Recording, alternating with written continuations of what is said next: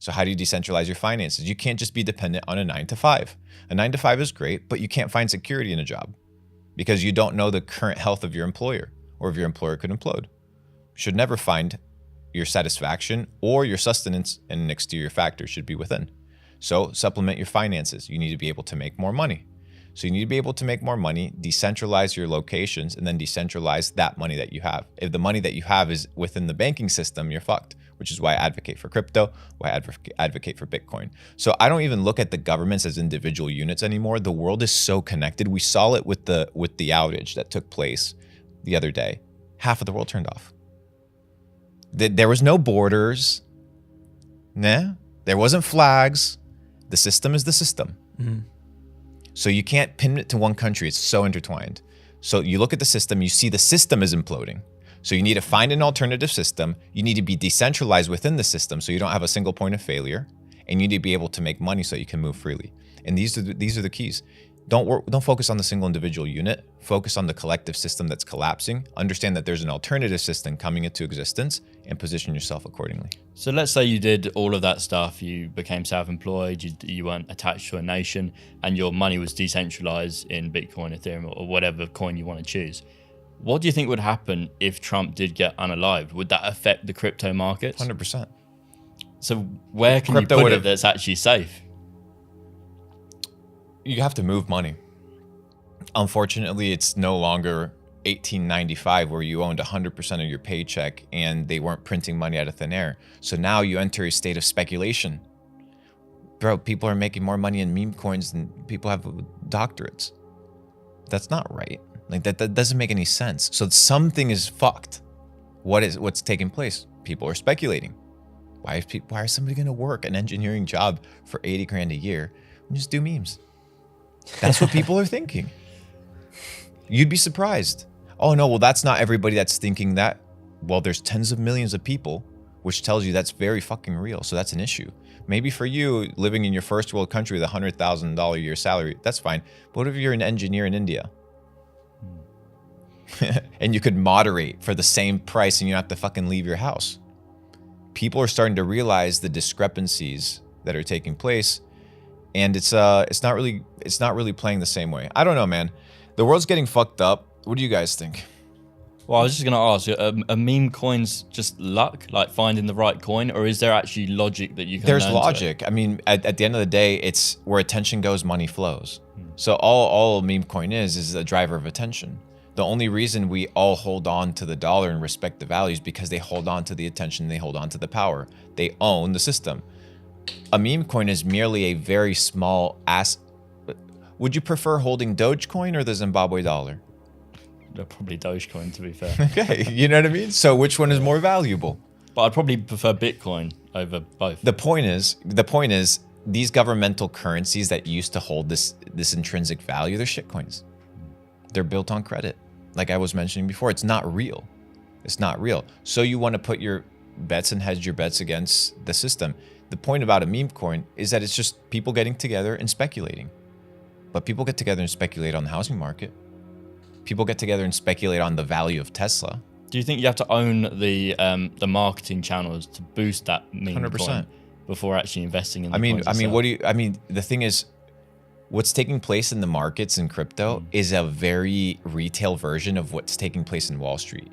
You don't think Bezos, before he's about to dump $3 billion worth of stock, he's going to run some really positive news articles in the Wall Street Journal that he owns in order to prop up the liquidity so that he can exit the price without fucking up the chart?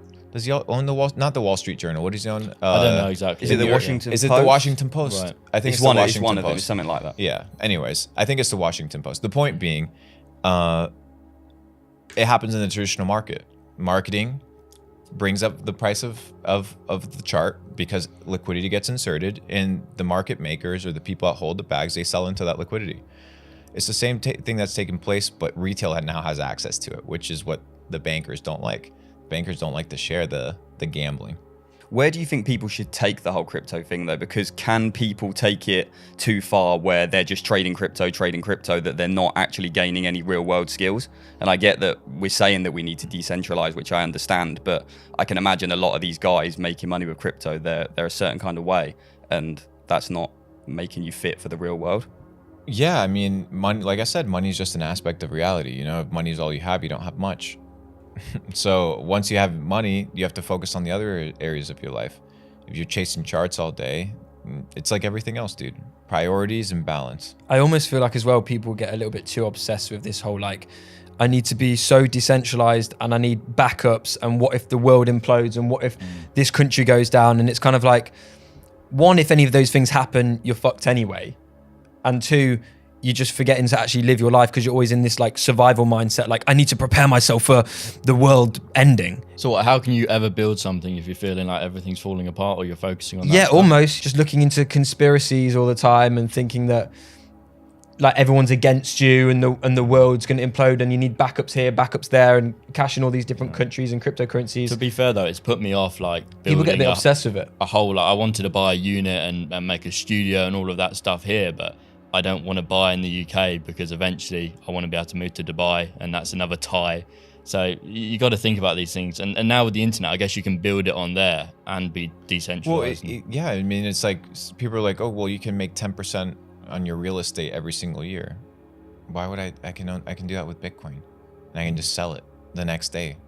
Oh yeah, but you have a place to live. Yep, I can just rent it, and I don't own any of the liabilities. Oh well, why don't you own a yacht? Why would I? Just rent it when I need it. How many times I've been on a yacht? 12 times?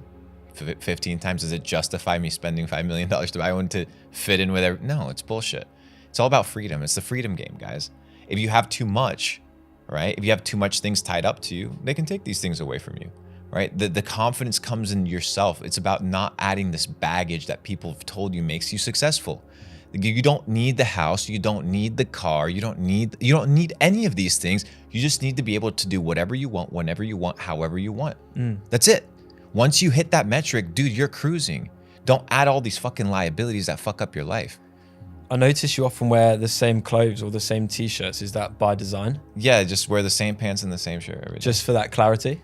It's just, yeah, I don't think about it. It's just, yeah, now I'm working on my own custom shirts because I need them to be, I'm working on my own custom shirts, my own custom boxers, and my own custom sleeping gear when you travel because of the EMF.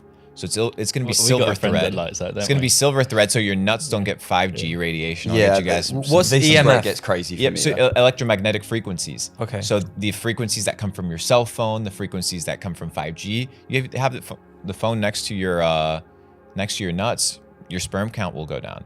So creating boxers that repel EMF, organic cotton instead of polyester, which is basically plastic, and just having maybe black on black clothing line, simple shit for everybody to just buy. Why not? Sounds good for me. I don't like thinking about what I wear either. But Me these either, guys bro. are like, yeah, you got to really, I mean, really this guy's think about fashioned it. up. Yeah, exactly. Makes sense. This guy's just hired a stylist. Yeah, no, I thought I don't want to think about it. So I got this guy in America that picks me out some fits and then sends them over. But it makes sense. It's like the food thing we were talking about. Like, I like the idea of just automating everything or just keep things so simple that you don't have to think about it.